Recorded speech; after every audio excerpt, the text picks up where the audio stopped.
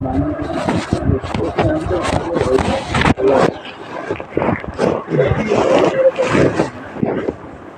وقت ذہن میں تو کوئی بات ہے نہیں، کیونکہ ایک موضوع ہوتا ہے تقریر کا بھی، لیکن رمضان کے اندر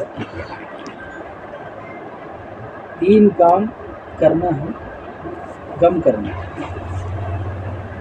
اور میرا آپ کا مزاج ہے زیادہ کرنا۔ نبی نے فرمایا کہ کم سے کم سونا، یہ رمضان کا پہلا، رمضان کو حقیقت میں اپنانے کے لیے پہلا جز ہے، کم سونا۔ لیکن میں اور آپ اپنا کیلکولیٹر لگائیں، اور دنوں کے علاوہ تو رمضان میں زیادہ سوتے ہیں، یہ ایک زیادہ سوتے ہیں، جبکہ سونا کم چاہیے۔ ہمارے اکابر کے یہاں تو سونا کیا بلکہ کھانے کا وقت بھی نہیں تھا۔ حضرت شیخ نے اپنے استاد کے بارے میں لکھا کہ حضرت کے یہاں تو ڈاک کھانا بھی بند ہو جاتا تھا اور بات چیت بھی بند ہو جاتی تھی رمضان کے اندر، ملاقات نہیں ہوتی۔ خادم حضرات کو بھی سحر کے وقتوں میں چند منٹ کے لیے حاضری کی اجازت ہوتی تھی، یعنی وقتوں کی اتنی قیمت کی، قدر کی، اور میرا اور آپ کا وقت رمضان جیسا سونے میں گزارا۔ اللہ ہمیں کم سونے کی توفیق زیادہ۔ دوسری چیز جو ہے کم کھانا، یہ بھی رمضان کی مین جز میں سے ہے کہ جب آدمی کم کھائے گا تو نفس کمزور ہوگا، اور جب کمزور ہوگا تو اللہ سے تعلق شہوتیں دب جائیں گی اور اللہ کی طرف آدمی رجوع کرے گا۔ تو آدمی کم کھائے، لیکن کھانے کے اعتبار سے بھی الحمدللہ اللہ نے ہمیں بڑی نعمتیں کھلا رہے ہیں، لیکن اور اس پر ہم اضافہ کرتے ہیں۔ اور نمبر 3 کم بولنا، لیکن سب سے زیادہ ہم رمضان میں بولتے ہیں،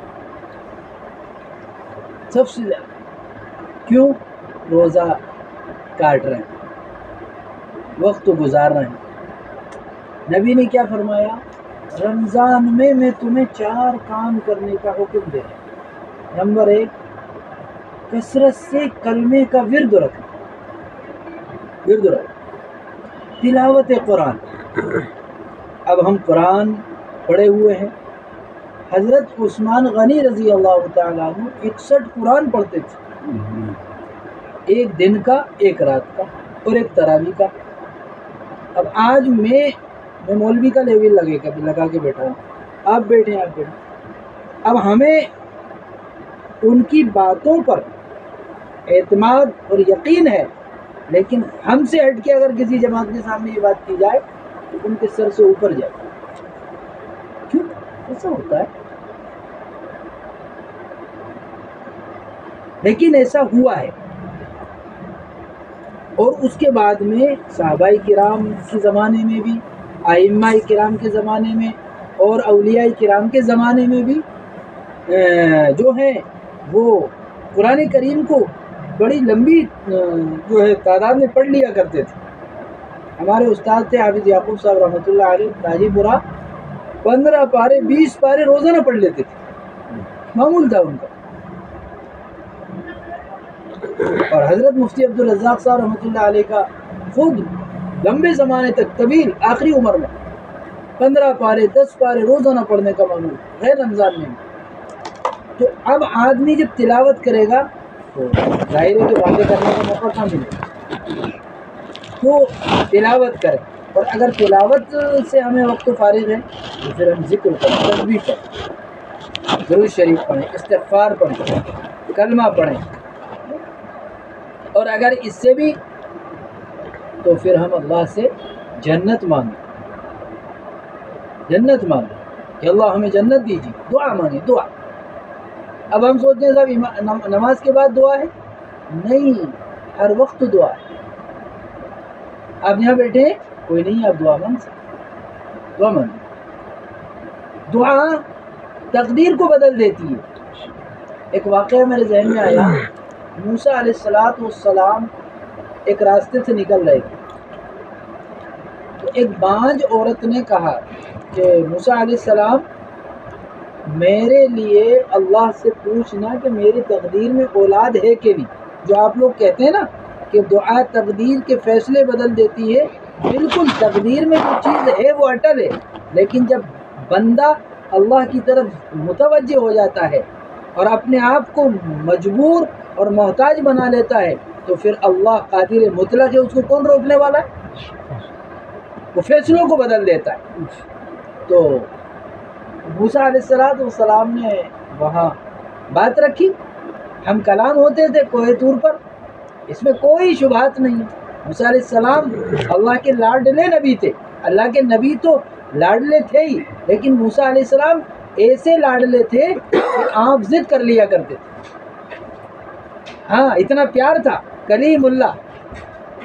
تو آ کر بتا دیا کہ بھائی آپ کی تقدیر میں بھی جو ہے بچے نہیں، اور قرآن میں بھی ہے 18واں پارے میں کہ ہم جس کو چاہیں بیٹے دیں، جس کو چاہیں بیٹیاں دیں، جس کو چاہیں دونوں دیں، اور وَيَجْعَلُ مَن يَشَاءُ عَقِيمًا۔ اب میرے مطالعے میں تو ہے نہیں پوری آیتیں جو آپ کو، لیکن اس ذہن میں بات آ رہی مفتی صاحب کی توجہ کی وجہ سے، تو میں ایک اشارہ کر دیتا ہوں کہ دعا کتنا بڑا سرمایہ ہے۔ ہم غریبی کو روتے ہیں، ہم بیماری کو روتے ہیں، ہم پریشانی کو روتے ہیں، ہم حادثات کو روتے ہیں، ہم حالات کو روتے ہیں، لیکن ابھی جس سے ہمیں تعلق قائم کرنا چاہیے تھا اس سے تعلق ہوا ہی نہیں ہمارا، جس سے ہمارا رشتہ جوڑنا چاہیے تھا وہ اس سے رشتہ ہی نہیں جوڑا۔ جنگ بدر کی جو اصل کامیابی ہے وہ جناب رسول اللہ صلی اللہ علیہ وسلم کی جو یکسو ہو کر اللہ سے آوازاری ہے، گڑ گڑانا ہے، اور بڑی جذبات کے ساتھ دل کی دھڑکنوں کے ساتھ کہا تھا کہ اللہ اگر آج یہ مٹ گئے تو تیرا اس زمین پر، اس دھرتی پر تیری پرستش کرنے والی قوم مشکل سے ہوگی، حفاظت تیرے ہاتھ میں ہے ان کی۔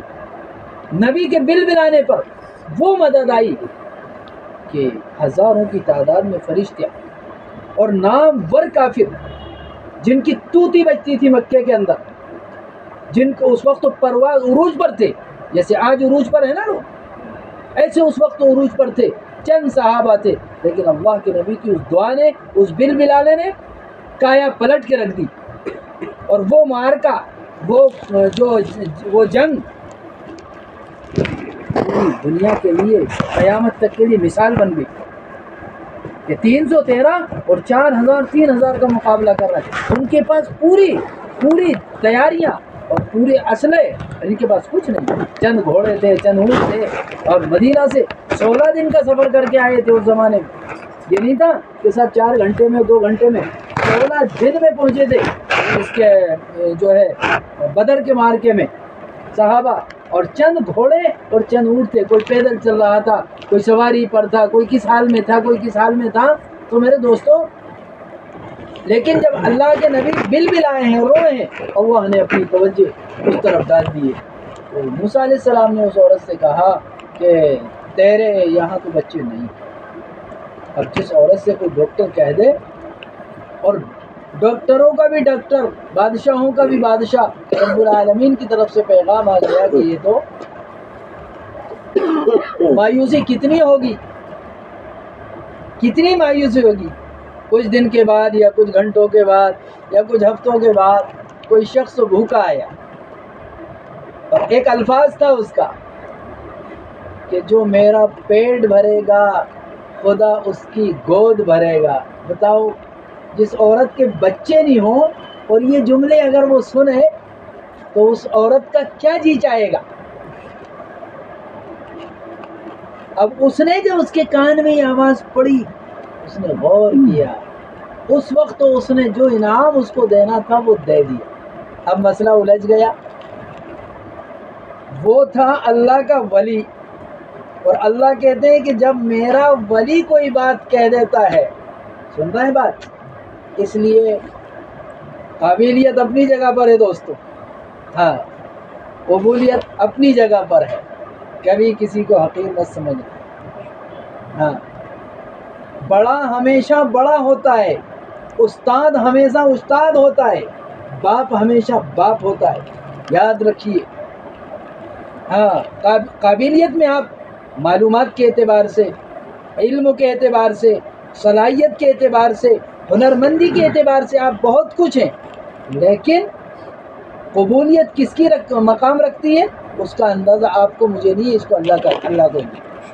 تو اب اس آدمی کے جملے تھے کہ جو میرا پیٹ بھرے گا خدا اس کی گود بھرے گا. ایسا نہیں کہ ابھی کچھ دن پہلے ہم نے سنا تھا کہ ایک مولانا صاحب دوائی دیتے تھے، وہ کہتے تھے صاحب انشاءاللہ 2 سال میں بچہ ہو ہی جائے گا، لیکن وہ اس وقت کا ولی تھا جو اس نے یہ کہا تھا کہ پیٹ میرا بھرے گا خدا ہی بچہ دے گا. آج کل تو ایسے مولوی پیدا ہو گئے، لیکن حقیقی مولوی کی پہچان بھی ختم ہو گئی آپ لوگوں سے. یہ بھی یاد رکھنا، دنیا کی ساری چیزیں اس دکان میں آپ آئیں گے سامان لینے تو ہر اوریجنل چیز کے آپ الفاظ استعمال کریں گے، اور مولوی کے بارے میں کبھی آپ نے یہ تحقیق نہیں کری کہ اوریجنل کون ہے اور ڈپلیکیٹ کون ہے. اس لیے آپ پوری امت دھوکے میں جا رہی ہے، پوری امت خطرے میں جا چکی ہے. حقیقی مولوی کی پہچان نہیں کری، اس لیے ان کو جو ہے اسلام سے اور حقیقی سے محروم ہوتے چلے جا رہے ہیں. تو اب وہ ولی نے پیٹ بھرا گیا تو اس نے دعا کر دی کہ اللہ میرے الفاظ کی آپ لاج رکھی، قبول ہو گئی. چند دنوں کے یا چند سالوں کے بعد موسیٰ علیہ السلام کا گزر ہوا تو بچے دیکھے، اور موسیٰ علیہ السلام کے تو وہ بات ہوئی، کہا اپنے فلاں عورت کے بارے میں کہا تھا کہ بچے نہیں ہیں اور اس کے یہاں تو بچے گھوم رہے. اب ادھر نبی کا مسئلہ ہے، ادھر ولی کا مسئلہ ہے. اللہ نے آواز آئی، ہم کلام ہوتے تھے آواز آتی تھی، کہا مجھے گوشت کی ضرورت. اب موسیٰ علیہ السلام پورے محلے میں بھئی اللہ میاں کو گوشت کی ضرورت ہے، گوشت کی ضرورت ہے. اب کون دے گوشت؟ میں کہنوں صاحب ایک مدرسے سے آیا ہوں چندہ لینے، ارے ہاری مولوی صاحب کو بھی دھندہ ہی ہے، جبکہ زکوٰۃ آپ کی لے رہا ہوں، میں آپ کو بچا رہا ہوں وہاں جب تک جانے سے، لیکن ارے یار ساری تقریر کا ناس ہو گیا، ڈرنا مت یہ بھی چندہ نہیں کرے. تو اب وہ لیے پھر رہا ہے، وہ شخص جو ہے پھٹے پہ پرانے کپڑوں میں ایک جگہ بیٹھے ہوئے ہیں اور ریت میں اپنا اللہ اللہ میں لگے ہوئے. بھائی اللہ میاں کو گوشتوں کی ضرورت ہے، اللہ میاں کو گوشتوں کی ضرورت ہے. وہ بابا نے بولا ادھر آؤ ادھر آؤ ادھر آؤ، اللہ میاں کو گوشت کی ضرورت ہے کہ ہاں گوشت کی ضرورت ہے، آؤ یہاں سے بھی کاٹ لو، یہاں سے بھی کاٹ لو، یہاں سے بھی کاٹ لو. 2-4-6 جگہ سے اس نے کٹورے میں رکھ کے اور دے دیا. اب موسیٰ علیہ السلام لیے دیے، جواب آئی موسیٰ تیرے پاس گوشت نہیں تھا کیا؟ جو بندہ میرے خاطر اپنے جسم کے ٹکڑے کرا سکتا ہے اس کے زبان کے بول میں کیسے رد کر دوں؟ اپنے نبی کی اصلاح بھی فرما دی اور اپنے ولی کی دعا بھی قبول کر کے دکھا دی. اس لیے میرے دوستوں میں نے جو آپ کے سامنے عرض کیا کہ سب سے زیادہ ہم اللہ سے مانگیں اس مہینے کے اندر، اپنے لیے مانگیں، اپنے شہر کے لیے مانگیں، اپنے علاقے کے لیے مانگیں، پوری امت کے لیے مانگیں، پوری انسانیت کے لیے مانگیں، پوری مخلوق کے لیے مانگیں. دنیا کی عافیت اور آخرت کی عافیت 2 چیزیں اللہ نے اپنے پاس رکھی ہیں، عافیت اور ہدایت. یہ کسی کے باپ کی جاگیر نہیں، یاد رکھیے. سکون کی زندگی آسمان سے ملتی ہے اور ہدایت آسمان سے ملتی ہے. جو طالب ہوگا، جو عاجز ہوگا، جو محتاج ہوگا، اس کو اللہ عافیت بھی دیں گے اور اللہ ہدایت بھی دیں گے. اللہ پاک ہم نے جو ابھی غفلت سے رمضان گزار دیا ہے اللہ اسے معاف فرمائے. اب جو بچا ہے اس کو صحیح اپنے وقت کو، نظام الاوقات کو صحیح ترتیب کے ساتھ استعمال کرنے کی اللہ مجھے بھی توفیق عطا فرمائے، آپ کو بھی توفیق عطا فرمائے. بھائی اس وقت تو میرے ذہن میں تو کچھ تھی نہیں، لیکن یہ چند باتیں مفتی صاحب کی توجہ سے میرے ذہن میں آ گئی.